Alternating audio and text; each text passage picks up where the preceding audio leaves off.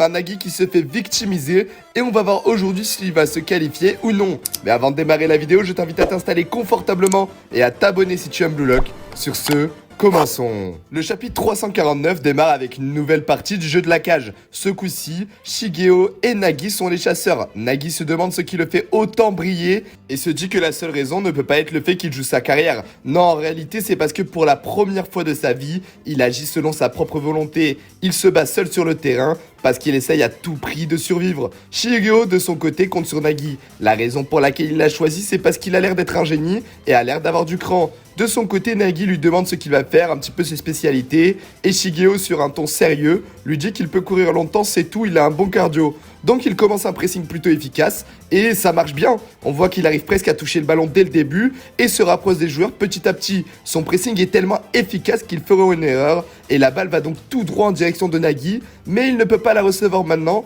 donc il la touche de la tête et fait une passe pour son coéquipier. Sauf qu'à ce moment-là, on a littéralement tous les autres joueurs qui foncent tout droit sur le ballon, au point même de tenir Shigeo par la tête. Le pauvre, il a subi une agression, mais il est monstrueux, il arrive quand même à frapper la balle au dernier moment, et franchement, sur ce jeu, ce joueur m'a impressionné. Je m'attendais pas à une telle performance, il a un bon pressing, un bon cardio, et une bonne volonté. Lui, au moins, c'est pas une fraude comme le Messi d'Aomori.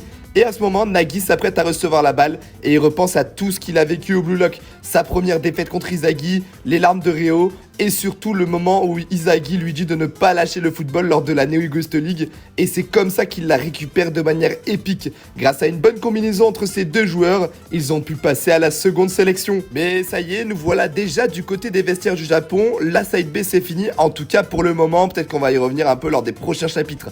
Après cette lourde défaite 4-2, on voit que le Japon est un peu tendu. Shido, lui, de son côté, explose de colère littéralement et dit clairement que c'est la faute de Rin s'ils ont perdu ce match. Après, il a pas vraiment faux, mais voilà, Rin s'énerve et les deux s'apprêtent à se battre comme d'habitude un peu, mais Yorio et Oliver les séparent. D'ailleurs, ça m'étonne que Yorio il ait assez de force pour tenir Shido, mais bon. Et de son côté, Izagi prend la parole en public et s'excuse. Il dit que c'est de sa faute si le Japon a perdu, il aurait dû un peu plus assumer sa place de numéro 1 et a été le plus inutile du match selon lui. Mais Karasu vient rajouter que ce n'est pas la seule raison s'ils ont perdu. Il aurait dû aussi plus élever le niveau du jeu et sans qu'à ce rythme, ça ne sera pas possible de gagner la Coupe du Monde du vin. Mais avant de continuer, il dit qu'il voit que d'autres joueurs commencent à douter des méthodes de Jinpachi Ego. Ça y est, la rébellion commence enfin les gars. Et là, pour la toute première fois de Blue Lock, on voit une vraie équipe unie qui se parle, chacun veut s'exprimer sur l'ego et Izagi prend la parole en premier. Il dit que tout le monde utilise le mot égoïsme. Bah à la base, qu'est-ce que l'ego? Et c'est comme ça que se finit le chapitre, donc c'est un peu criminel de nous laisser sur ça.